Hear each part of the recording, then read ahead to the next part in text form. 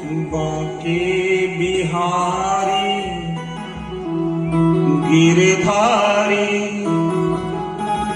वृंदावन वारे मेरे कुंज बिहारी। बांके बिहारी गिरधारी वृंदावन वारे मेरे कुंज बिहारी। बांके बिहारी गिरधारी बांके बिहारी गिरधारी वृंदावन वारे मेरे कुंज बिहारी। वृंदावन वारे मेरे कुंज बिहारी। वृंदावन वारे मेरे कुंज बिहारी। वृंदावन वारे मेरे कुंज बिहारी। बिहारी गिरधारी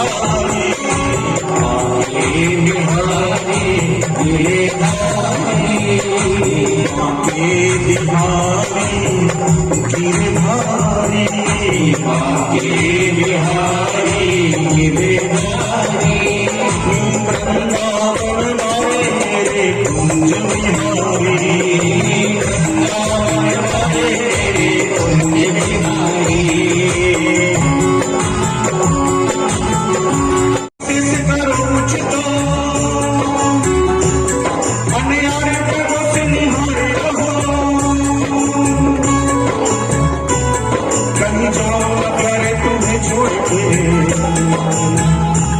कहीं जाओ न प्यारे हमें छोड़ के। मेरे जीवन प्राण हमारे रहो। मेरे जीवन प्राण हमारे रहो। मेरे जीवन प्राण हमारे रहो। मेरे जीवन प्राण हमारे रहो।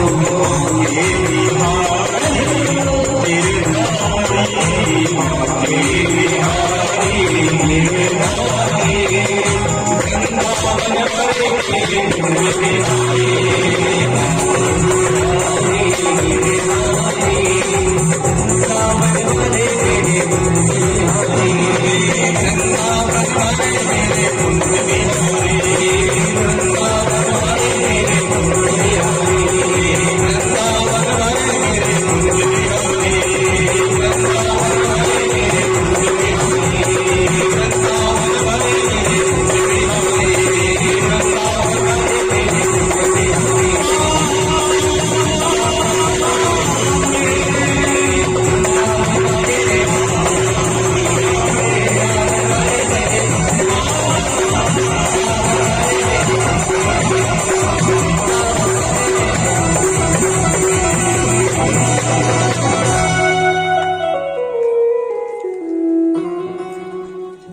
जय श्री राधे। आप लोग सभी लोग राधे राधे का नाम तो बोलेंगे। देखिए,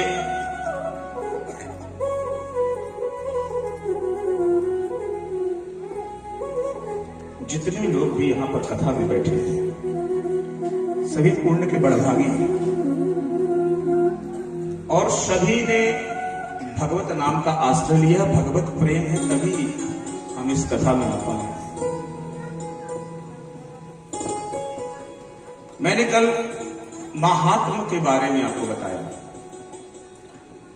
कल भागवत के प्रथम दिवस में हम लोगों ने सभी ने बैठ करके भगवत चर्चाएं की और भगवत चर्चा में हमने कल भगवत महात्म को जाना। भागवत महात्म क्या है? महिमा। और जब तक किसी की महिमा नहीं जानोगे तब तक उसके प्रति आपकी अनुराग नहीं होगा, प्रेम नहीं होगा। श्रीमद् भागवत यह पावन ग्रंथ वेदव्यास जी द्वारा रचित यह ग्रंथ जिसमें 335 अध्याय हैं, 12 स्कंधों में इस कथा को गायन किया गया है और 18,000 श्लोकों से सुसज्जित है। और श्लोक नहीं, यह तो सभी मंत्र हैं। आपने अगर इस मंत्र को धारण कर लिया तो निश्चित रूप से आपकी सदगति होगी।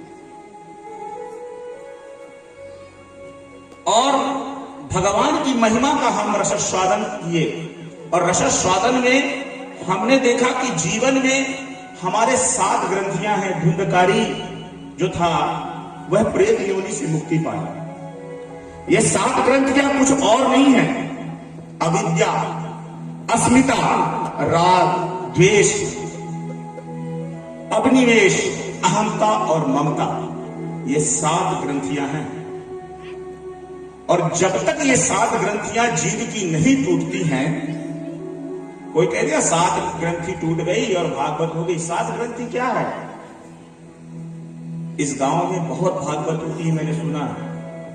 आए दिन कभी ना कुछ होता है, लेकिन मैं भी कुछ देना चाहूंगा। मैंने आपको बताया मैं बहुत बड़ा विद्वान नहीं हूं, बहुत बड़ा ज्ञानी नहीं हूं। विप्रो के चरणों का आशीर्वाद है मेरे ऊपर, संतों की कृपा है, बस उसी कृपा का प्रसाद मैं आप सभी को बांट रहा हूं। तो ये 7 ग्रंथियां जो हैं, अविद्या, अस्मिता, राग, द्वेष, अभिनिवेश, अहंता और ममता, ये 7 ग्रंथियां जब हमारे जीवन से टूट जाती हैं, तभी हमको प्रभु के पाद पद्मों में अनुरक्ति हो जाती है और तभी ही हमको प्रभु के दर्शन हो पाते हैं, अन्यथा असंभव।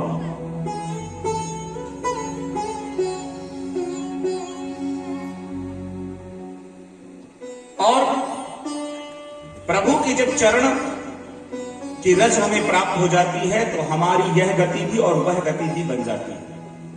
इस लोक में भी और परलोक भी हमारा सिद्ध हो जाता है। नहीं तो मात्र हम इस जीवन में मानव तन को धारण करके मनुष्य होना ही काफी नहीं है। हम पशुवत जीवन तो नहीं जी रहे हैं, इसका आपको विशेष ध्यान देना है।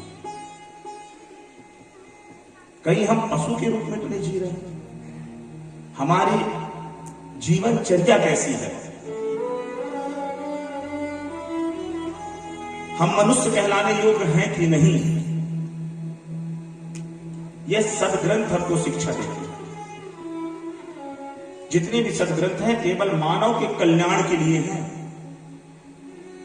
और मानव मात्र के कल्याण के लिए ही शौनकादिक इत्यादि ऋषिगण बैठ करके सूत जी से केवल यही प्रश्न कर रहे हैं कि मानव का कल्याण कैसे हो, मानव सदमार्ग पर प्रशस्त कैसे हो। और जब हमारे ऋषिगण हमारे लिए चिंतन कर रहे हैं तो हमको सोचना चाहिए कि इन ग्रंथों का रसास्वादन कर हम अपने जीवन को बदलें, परिणित करें। देखिए, मानव देह बड़ा दुर्लभ है। दुर्लभम त्रेमे तत् देवानुग्रहेतुकम। 3 चीज बड़ी दुर्लभ है। मनुष्यत्वम, मुमुक्षुत्वम, महापुरुष संशय।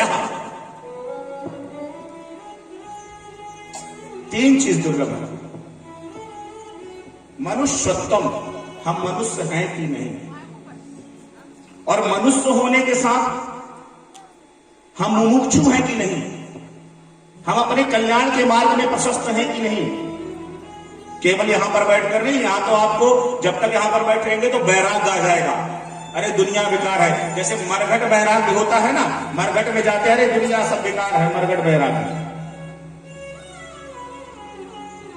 तो मरघट बैराग आ जाएगा आपको। लेकिन जैसे जाकर के आप घर में और दुनिया के प्रपंचों में पड़ेंगे, वैसे फिर से आप सब भूल जाएंगे। और ये कथाएं आपको इसलिए सुननी चाहिए कि हम बार बार ना भूलें कि हम मनुष्य हैं और हमारा कर्तव्य क्या है। तो दुर्लभम मैत्रेत देवानुग्रह हेतुकम मनुष्यत्वम, मुमुक्षुत्वम, महापुरुष संशय। और मनुष्य होने के पश्चात हम मुमुक्षु हैं कि नहीं, और मुमुक्षु होने के साथ हम संतों की सन्निकट में कितने हैं।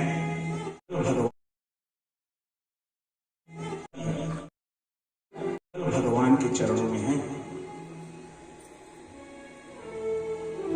आनंद तो केवल प्रभु के कीर्तन में है।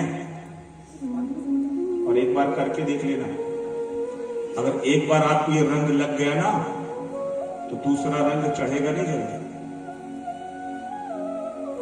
अरे कोई कपोल बातें नहीं बोल रहा, दीवाने हो जाओगे यार। अरे एक बार मेरे ठाकुर को कोई अच्छी नजर से देख लेना तो दीवाना हो जाए। प्रभु की लीला अद्भुत। श्रीमद् भागवत के प्रथम स्कंद में प्रवेश करते हैं और यह प्रथम स्कंद जब प्रारंभ होता है तो वेद व्यास जी ने इसमें किसी की वंदना नहीं की, न दुर्गा की वंदना की, न कृष्ण की वंदना की, केवल किसकी वंदना की है? केवल सत्य की वंदना की। और इस कथा में केवल सत्य, क्योंकि सत्य का प्रतिपादन। देखिए, अगर वेद व्यास जी किसी एक देवता की वंदना कर देते तो यह हो जाता कि यह ग्रंथ उनका हो गया। शिव की वंदना होती तो यह शिव का ग्रंथ हो जाता, कृष्ण की वंदना होगी तो कृष्ण का ग्रंथ हो जाता। अब तो कृष्ण लीला इसमें समाहित है, इसमें तो शिव की कथा भी है, राम की कथा भी है, 24 अवतार की कथा श्रीमद् भागवत में है। दृष्टिकोण में रख करके केवल कृष्ण को रखा गया है, लेकिन फिर भी कृष्ण की वंदना न कर करके वेद व्यास जी ने प्रथम स्कंद में सबसे पहले वंदना की है सत्य की।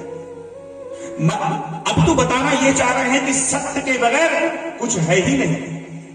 और एक बहुत अच्छा श्लोक मुझे याद आता है कि सत्यम धार्यते पृथ्वी और सत्यम तपते रवि और सत्येन वाति वायुष्टा सर्व सत्यम प्रतिष्ठितम। सत्य के कारण पृथ्वी टिकी हुई है, सत्य के कारण वायु बह रही है और सत्य के कारण सूर्य तपता है और चारों तरफ सत्य ही प्रतिष्ठित है। जिस दिन सत्य नहीं रहेगा उस दिन कुछ भी नहीं रहेगा। और हम लोग भी सत्य सत्य को खोजते खोजते अंत में चले जाते हैं और बार बार ये राम नाम सत्य क्यों बोलते हैं बार बार, आपको पता है?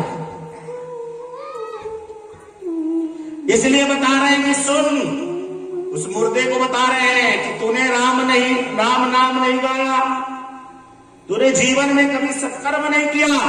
और अगर जो ठीक है अमलात्मा भी इस शरीर को छोड़ करके जाते हैं, उन्होंने भी किया, तो उनको ये बता रहे हैं कि सुनिए, केवल सत्य ही सार है और सत्य केवल राम है और राम ही केवल सत्य है और सत्य ही कृष्ण है, सत्य ही शिव है, सत्य है। और उनको अगर आप छोड़ दोगे तो तेरी मुक्ति नहीं। राम नाम सत्य है, सत्य बोलो मुक्ति है। तो मुक्ति कैसे है? राम के नाम में। लास्ट में भी बताना चाह रहे हैं। और जब हमारा नामकरण संस्कार होता है तब भी हम सत्यनारायण की कथा ही सुनते हैं, है ना? बोले पंडित जी क्या करना है, सत्यनारायण की कथा सुना दीजिए, बच्चे का नामकरण संस्कार करना। बार बार आपको ये बताना चाह रहे हैं कि सत्य केवल कहां पर है? भगवान के चरणों में है।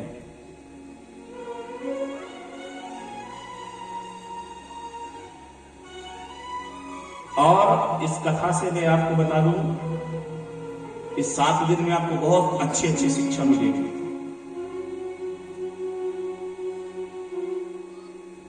मैं कथा करने से पहले खुद रोज कथा पढ़ता हूं और अलग भाव लेकर के आता हूं।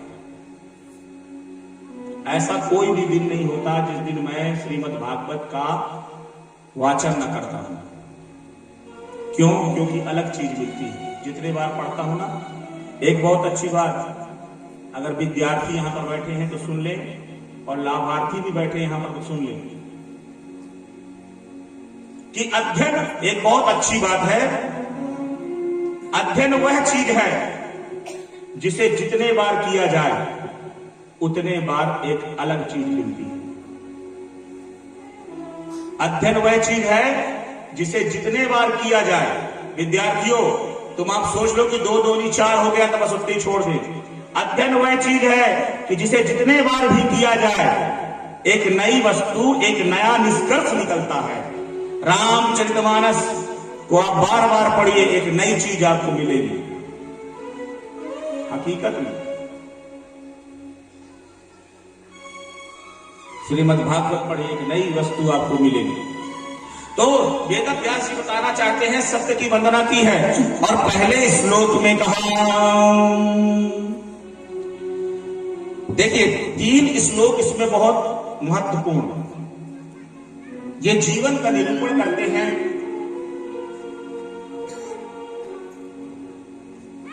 जन्माद्यस्य यतोऽन्वयादितरतश्च चार्थेष्वेद्यस्वरा तेने ब्रह्महृदायादिकवये मुह्यन्ति यत्सूरया तेजो वारिमृदां यथा विनिमयो यत्र त्रिसर्गो मृषा धाम्ना स्वेन सदा निरस्तकुहकम् सत्यं परं धीमहि। सत्यम परम धीमहि। कहते हैं कि जन्माद्यस्य, देखिए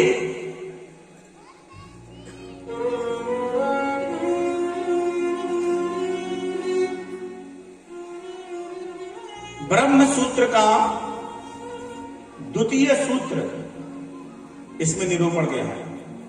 पहले ब्रह्म सूत्र में बताया गया है अथो ब्रह्म जिज्ञासु, और दूसरे सूत्र में बताया गया है कि जन्माद्यस्य। तो ब्रह्म सूत्र का दूसरा सूत्र यहां पर लिया गया है, वेदव्यास जी ने लिया। तो दूसरा सूत्र में क्या कहते हैं? जन्माद्यस्य यतोऽन्वयादितरतश्च, जो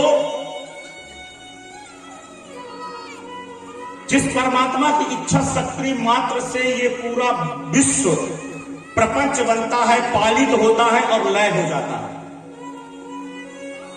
जिस ईश्वर की इच्छा मात्र से ये विश्व बनता है, बिगड़ता है और लय हो जाता है।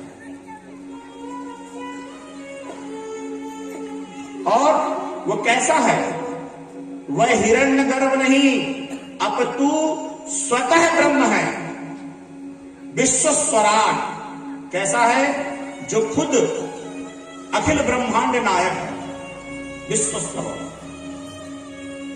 और जिसे समझने में तेने ब्रह्म हृदय आदि कवये, आदि कवि कौन? आदि कवि ब्रह्मा। जिसको समझने में तेने ब्रह्म हृदय आदि कवये, जिसको ब्रह्मा इत्यादि देवता भी नहीं समझ सकते। मुह्यन्ति यत्